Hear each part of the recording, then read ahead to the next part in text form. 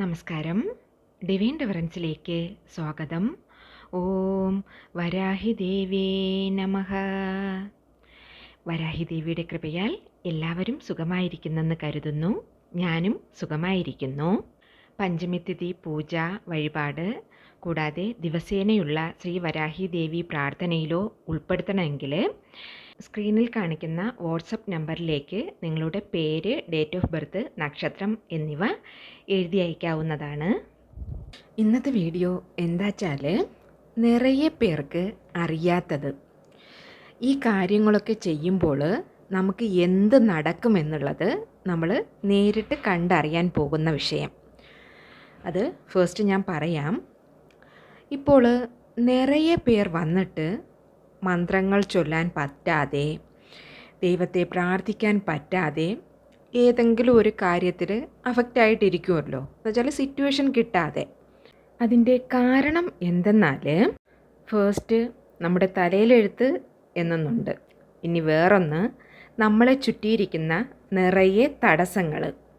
ഏതോ ഒരു വിഷയം വന്നിട്ട് നമ്മൾ ആ വിഷയത്തെ ചെയ്യാൻ വിടാതെ തടസ്സമായിട്ട് വന്ന് നിൽക്കും. ഇന്നൊന്ന് എന്താ വെച്ചാൽ, നമ്മളെ ചുറ്റിയിരിക്കുന്ന ദൃഷ്ടികൾ. നമ്മളെ ചുറ്റിയിട്ട് നിറയെ കൺദൃഷ്ടികൾ ഇരിക്കുമല്ലേ, ആ ദൃഷ്ടി ഇരുന്നാലും കൂടെ നമ്മളാൽ ഒരു കാര്യവും ചെയ്യാൻ പറ്റില്ല. ശരീരം ഒരു രീതിയിൽ, മനസ്സ് വേറൊരു രീതിയിൽ ബുദ്ധിമുട്ടിലിരിക്കുന്നതാണ് നമ്മൾ അനുഭവിക്കുന്ന മനോവേദന. ഇന്നത്തെ പതിവ് എന്താ വെച്ചാൽ, നമുക്ക് ഏതെങ്കിലും പ്രശ്നം ഉണ്ടെങ്കിൽ അത് ഓർത്ത് നമ്മൾ ഫീൽ ചെയ്തിട്ടിരിക്കുമല്ലേ. ഫോർ എക്സാമ്പിൾ പറഞ്ഞാൽ, തടസ്സങ്ങൾ, കൺദൃഷ്ടി ഇല്ലാച്ചാൽ വേറൊന്ന് മീൻസ് ഏതെങ്കിലും ബ്ലാക്ക് മാജിക് പോലുള്ള കാരണങ്ങൾ, അത് എല്ലാം കറക്റ്റ് ചെയ്ത് ഉടച്ചെറിയാൻ പറ്റുന്ന ഒരു വഴിപാടാണ് ഇന്നത്തെ പതിവിൽ ചെയ്യുന്നത്. ഇനി നമുക്ക് വീഡിയോയ്ക്കുള്ളിലേക്ക് പോകാം. അതിനു മുന്നേ ഫ്രണ്ട്സ്, നമ്മുടെ ചാനൽ സബ്സ്ക്രൈബ് ചെയ്യാതെയാണ് നിങ്ങൾ വീഡിയോസ് കാണുന്നതെങ്കിൽ ചാനലൊന്ന് സബ്സ്ക്രൈബ് ചെയ്ത് എന്നെ ഒന്ന് സപ്പോർട്ട് ചെയ്യണേ. എങ്കിൽ മാത്രമേ ഞാനിടുന്ന ഇതേമാതിരിയുള്ള വീഡിയോസ് നിങ്ങൾക്ക് നോട്ടിഫിക്കേഷനായിട്ട് വന്നു ചേരുകയുള്ളൂ. ഈ വഴിപാട് നിങ്ങൾ ചെയ്യുമ്പോൾ നിങ്ങൾ മന്ത്രമൊന്നും ചൊല്ല വേണ്ടിയ ആവശ്യമേ ഇല്ല. ടൈം എടുത്ത് സ്വാമിയെ പ്രാർത്ഥിക്കണമെന്ന ആവശ്യവുമില്ല. നിങ്ങൾ വിളക്കും കത്തിക്കണ്ട. പക്ഷേ ശുദ്ധബദ്ധമായിരിക്കുന്നവർ മാത്രമേ ഇത് ചെയ്യാവൂ. നോൺ വെജ് ഭക്ഷണങ്ങൾ കഴിച്ചിട്ടോ, അത് മാത്രമല്ല നിങ്ങൾ പീരീഡ്സ് ടൈമിലോ ഇത് ചെയ്യാൻ പാടുള്ളതല്ല. മനസ്സിലാവുന്നുണ്ടല്ലോ. വീട്ടിലുള്ള വയസ്സിന് മുതിർന്ന ആരേലും ഒരാൾ, മീൻസ് അത് ജെൻസ് ആവാം, ലേഡീസ് ആവാം, നമ്മൾ ആരെങ്കിലും, അതല്ല വെച്ചാൽ പെൺകുട്ടികളായാലും അവർക്കും ഇത് ചെയ്യാവുന്നതാണ്. മന്ത്രം ഒന്നും ചൊല്ലണ്ട, ജസ്റ്റ് ഞാൻ പറയുന്നത് പോലെ മാത്രം ചെയ്താൽ മതി. ഇനി ഇതിന് വേണ്ടിയ പൊരുൾ എന്താണെന്ന് നോക്കാം. അത് വേറൊന്നുമല്ല, പൂശണിക്കയാണ്. Means pumpkin. അത് വന്നിട്ട് യെല്ലോ പംകിൻ അല്ല, വൈറ്റ് പംകിനാണ്. വെള്ള കളറിലെ പൂശണിക്ക കാണിക്കുന്നത് കാണുന്നുണ്ടല്ലോ. നിങ്ങൾക്ക് ഡൗട്ട് ഉണ്ടെങ്കിൽ ഇത് വന്നിട്ട് വെജിറ്റബിൾ ഷോപ്പിൽ ചോദിച്ചാലും മതി, കിട്ടും. പക്ഷേ കേരളത്തിൽ ഒട്ടുമുക്കാലും വീടുകളിലും ഈ വൈറ്റ് പംകിന് ഉണ്ട് എന്നാണ് എനിക്ക് തോന്നുന്നത്. എങ്കിലും ഇല്ലാച്ചാൽ നിങ്ങൾ അത് വെജിറ്റബിൾ ഷോപ്പിൽ നിന്ന് വാങ്ങിക്കൊള്ളുക. നിറയെ കോവിലുകളിലെല്ലാം വന്നിട്ട് ബലി കൊടുക്കും എന്ന് പറയുമില്ലേ, നിങ്ങൾ കേട്ടിരിക്കുമില്ലേ. അതിൽ ശൈവ ബലിയുമുണ്ട്, അശൈവ ബലിയുമുണ്ട്. ദാറ്റ് മീൻസ് ശൈവ ബലിയിൽ നമ്മൾ പൂശണിക്ക, രാജക്കനി എന്നറിയപ്പെടുന്ന നമ്മുടെ ലെമൺ, ഇതൊക്കെയാണ് യൂസ് ചെയ്യുന്നത്. അതുപോലെ തന്നെ അശൈവ ബലിയിൽ ആട്, കോഴി എന്നിവയാണ് ബലി കൊടുക്കുന്നത്. ഇതൊക്കെ നിങ്ങൾ കേട്ടിരിക്കുമല്ലോ. ഈ പൂശണിക്ക വയ്ക്കുന്നത് എന്താ വെച്ചാൽ, പൂശണിക്ക വെച്ച് ചെയ്യുന്ന ഏതൊരു വഴിപാടിനും ഭയങ്കരമായിട്ട് എഫക്റ്റ് ഉണ്ട്. ഇനി ഈ വഴിപാട് ഏതൊക്കെ ദിവസങ്ങളിൽ ചെയ്യാമെന്ന് ചോദിച്ചാൽ, ചൊവ്വ, വെള്ളി, ഞായർ, അതല്ല വെച്ചാൽ പഞ്ചമി തിഥിയിലും ചെയ്യാം, അഷ്ടമി തിഥിയിലും നിങ്ങൾക്കിത് ചെയ്യാവുന്നതാണ്. ഈ ദിവസങ്ങളിൽ നിങ്ങൾ ഈ വഴിപാട് ചെയ്യുമ്പോൾ എന്തെന്നാൽ, ഞാൻ പറഞ്ഞതുപോലെ ഏത് കാര്യമാണ് നിങ്ങൾക്ക് നടക്കാതെ ഇരിക്കുന്നുവോ, ഒത്തിരി നാളായിട്ട് അത് പെൻഡിങ്ങിലിരിക്കുകയാണ്, ആ ഒരു കാര്യം, അതായത് നിങ്ങൾക്ക് നടക്കാതിരിക്കുന്ന കാര്യങ്ങൾ എല്ലാം വന്നിട്ട് തീർച്ചയായും നടന്നു കിട്ടുന്നതാണ്. അതിൽ ഡൗട്ട് വേണ്ട. വഴിപാട് ചെയ്യാൻ തുടങ്ങുന്നതിന് മുന്നേ തന്നെ നിങ്ങൾ വരാഹിയമ്മയോട് മനസ്സറിഞ്ഞ് പ്രാർത്ഥിക്കുക, അമ്മേ എൻ്റെ എല്ലാ കാര്യങ്ങളും റെഡിയാക്കി തരണമേ എന്ന്. പിന്നെ പഞ്ചമി തിഥിയിലാണ് ചെയ്യുന്നവരെങ്കിൽ തിഥി തീരും മുന്നേ ചെയ്തോളുക. അതല്ല വേറെ ദിവസങ്ങളിൽ, ചൊവ്വ, വെള്ളി, ഞായർ ദിവസങ്ങളിൽ ചെയ്യുന്നവരാണെങ്കിൽ വെളുപ്പിനെ 5:30 മണിക്ക് മുന്നേ ആയിട്ട് നിങ്ങൾ വഴിപാട് ചെയ്ത് അവസാനിപ്പിച്ചുകൊള്ളുക. ഇതിനായിട്ട് നമ്മൾ ഒരേ ഒരു പൂശണിക്ക മാത്രമാണ് എടുക്കുന്നത്. കൂടെ 2-3 പൊരുൾകൾ കൂടെ ഉണ്ട്, അത് പറയാം. നമുക്ക് ആവശ്യം ഏതാച്ചാൽ വെള്ള പൂശണിക്കയാണ്. സാധാരണ ദൃഷ്ടി പരിഹാരത്തിനെല്ലാം വെള്ളപ്പൂശണിക്കയാണ് എടുക്കാറുള്ളത്. വീട് പാലുകാച്ചലിനൊക്കെ യൂസ് ചെയ്യുന്നത് നിങ്ങൾ കണ്ടിട്ടുണ്ടാവുമല്ലോ. അതേ വെള്ളപ്പൂശണിക്ക തന്നെയാണ് എടുത്തോളുക. ഈ പൂശണിക്കയുടെ മഹത്വം പറയുകയാണെങ്കിൽ നമ്മളിത് വാങ്ങിക്കൊണ്ട് വന്ന് നന്നായിട്ട് പ്രാർത്ഥിച്ചിട്ട്, നമ്മുടെ കാര്യങ്ങൾ എല്ലാം നടക്കണമേ എന്ന് പ്രാർത്ഥിച്ചിട്ട് നമ്മുടെ വീട്ടിലെ പൂജയിൽ വെക്കുകയോ, അല്ലെങ്കിൽ ഇപ്പോൾ ഒരു മുറി എടുത്തു കഴിഞ്ഞാൽ 4 മൂലകളാണല്ലോ അതിനുള്ളത്, അതിൽ ഏതെങ്കിലും ഒരു മൂലയിൽ വെച്ചാലോ മതി. നമ്മുടെ കാര്യങ്ങൾക്കെല്ലാം ഒരു പരിഹാരം തീർച്ചയായിട്ടും കിട്ടും. സോ ഒരു വെള്ള പംകിൻ വാങ്ങി നന്നായിട്ട് പ്രാർത്ഥിക്കുക. ഈ വഴിപാട് നമ്മൾ ചെയ്യുമ്പോഴത്തേനും സമയമൊക്കെ പറഞ്ഞല്ലോ, ഇത് വന്ന് നമ്മൾ ചെയ്ത് പകൽ മുഴുവനും വീട്ടിൽ തന്നെ വെച്ചോളുക. എന്നിട്ട് രാത്രി ആവുമ്പോൾ നിങ്ങൾ ഇതെടുത്ത് കാൽപ്പെടാത്ത ഇടത്തിൽ കളയണം. സോ ഇത് ചെയ്യാൻ പറ്റുന്നവർ മാത്രം ചെയ്യുക. നിറയെ പേർക്ക് വന്നിട്ട് ഇനി ഡൗട്ട് ഉണ്ടാവും, അപ്പാർട്ട്മെൻറ്റിലാണ് ഇരിക്കുന്നത്, വേറൊരിടത്തിലിരിക്കുന്നു, ഇതെല്ലാം എങ്ങനെ സാധിക്കും എന്നത്. അങ്ങനെയൊക്കെ ചോദിച്ചാൽ ചെയ്യാൻ പറ്റുന്നവർ മാത്രം ചെയ്താൽ മതി. ഇങ്ങനെയുള്ള വിഷയങ്ങൾക്ക് ഈ പ്രൊസീജിയർ തന്നെ ഫോളോ ചെയ്യുക. ഇമേജിൽ കാണുന്നുണ്ടല്ലോ, ഇതിനായിട്ട് ഒരു ചെറിയ പൂശണിക്ക മതി. കാമ്പുള്ള പൂശണിക്ക നോക്കി എടുത്തോളുക. എന്നിട്ട് ഇതിൻ്റെ കാമ്പിനെ വന്നിട്ട് നമ്മൾ പിച്ചിക്കളയണം. പിച്ചി അല്ലെങ്കിൽ അത് കട്ട് ചെയ്ത് കളയുക. തെളിവായിട്ട് പറയുകയാണെങ്കിൽ ഹൗസ് വാമിങ്ങിന് എടുക്കുന്ന പൂശണിക്കയിൽ നമ്മൾ ഹോൾസ് ഇടുമില്ലേ, കുങ്കുമവും കാശും ചേർത്ത് വെച്ച് ഉടയ്ക്കാനായിട്ട്. ബട്ട് ഇതിൽ വന്നിട്ട് നിങ്ങൾ ഹോൾസ് ഇടാൻ പാടില്ല. നന്നായിട്ട് ഓർത്തോളുക, ഹോൾസ് ഇടരുത്. എന്നാൽ ആ കാമ്പിരിക്കുന്ന ഇടം ഒന്ന് പിച്ചിയെടുക്കുക. അത് പിച്ചിയെടുത്തതിന് ശേഷം അടുത്ത പൊരുൾകൾ നമ്മൾ അതിലേക്ക് വയ്ക്കണം.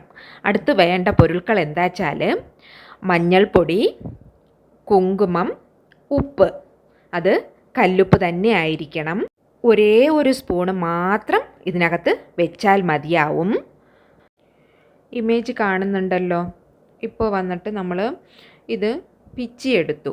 ഇതിൻ്റെ കാമ്പ് പിച്ചിയെടുത്തിട്ട് നമുക്ക് ഇനി വേണ്ട പൊരുൾകളെ പറ്റി പറഞ്ഞുല്ലോ.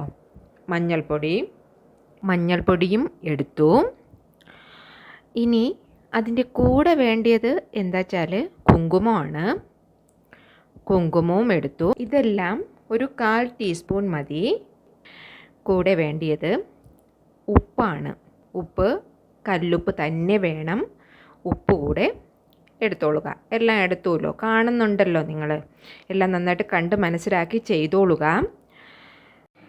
നോക്കൂ, പൂശണിക്കയുടെ കാമ്പ് കട്ട് ചെയ്തെടുത്ത് ആ സ്ഥലത്ത് ഒരു ചെറിയൊരു കുഴി പോലെ കാണുന്നില്ലേ, അവിടെ കാണുന്നില്ലേ, ഒരു 1/4 ടീസ്പൂണ് മഞ്ഞൾപ്പൊടി വച്ചോളുക. നെക്സ്റ്റ് സ്റ്റെപ്പ് എന്താ വെച്ചാൽ അതുപോലെ തന്നെ 1/4 സ്പൂൺ കുങ്കുമം എടുത്തിട്ട് ഈ മഞ്ഞൾപ്പൊടിയുടെ മേലെയായിട്ട് വെച്ചോളുക.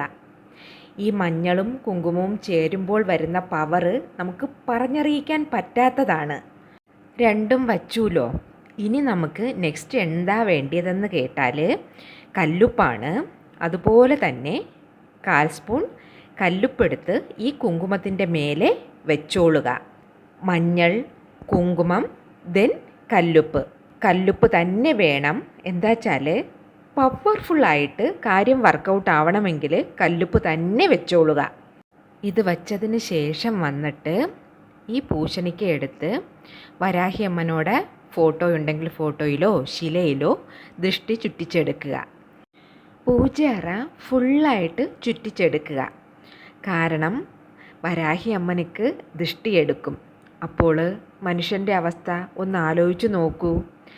അതിനാലെയാണ് ചില നേരം ചില വിഷയങ്ങൾ നമുക്കൊക്കെ നടക്കാതെ പോകുന്നത്, തടസ്സം വരുന്നത് എല്ലാം. അതും ഒരു കാരണമാകാം. സ്വാമിക്ക് ദൃഷ്ടിയിരിക്കും. കോവിലിലെല്ലാം പൂജയ്ക്ക് ശേഷം ദൈവത്തിന് ദൃഷ്ടിയെടുക്കാറുണ്ട്. സോ നിങ്ങൾ ഫസ്റ്റിൽ പൂജ അറയെ ദൃഷ്ടിയെടുത്തോളുക. എന്നതിന് ശേഷം നിങ്ങൾ ഈ പൂശണിക്ക എടുത്തിട്ട് നിങ്ങളുടെ വീട് മൊത്തത്തിൽ ചുറ്റിക്കുക. അതുപോലെ റൂമുകളിലെല്ലാം പോവുക. 4 മൂലയിലും ചുറ്റിയെടുക്കുക.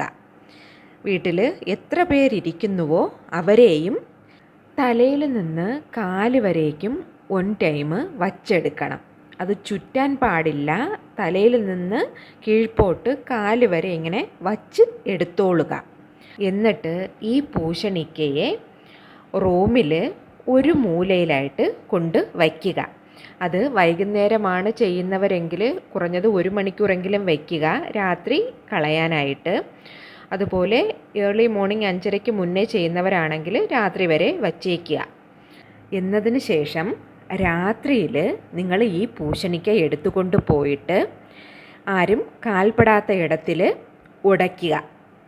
എന്നിട്ട് തിരിഞ്ഞു നോക്കാതെ നിങ്ങൾ വരിക. ഉടച്ചതിന് ശേഷം തിരിഞ്ഞു നോക്കാൻ പാടില്ല. അതുപോലെ തന്നെ ഇത് ഉടയ്ക്കുന്ന ഇടം നിങ്ങൾക്ക് കാൽപ്പെടാത്ത ഇടത്തിൽ ഉടയ്ക്കാം. അത് 3 റോഡുകൾ ചേരുന്നതിൻ്റെ സൈഡിലായാൽ അത്രയും നല്ലതാണ്. അതല്ല, അത് പറ്റാത്തവർക്ക് കാൽപ്പെടാത്ത ഏതെങ്കിലും ഇടത്തിൽ ചെയ്യുക. എന്നാലും 3 റോഡ് ചേരുന്ന ഇടത്തിൽ സൈഡിലായിട്ട് വെച്ച് ഉടച്ചിട്ട് വന്നാൽ ഇരട്ടി ബലമാണ് കിട്ടുന്നത്. ഇത്ര മാത്രം നിങ്ങൾ ചെയ്തോളുക.